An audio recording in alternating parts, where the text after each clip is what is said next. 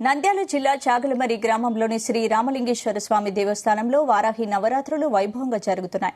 ఆలయ ప్రాంగణంలో రంగురంగుల ముగ్గులు పెట్టి అందులో వారాహి అమ్మవారి చిత్రపటం పెట్టి దీపాలు వెలిగించారు మహిళలు.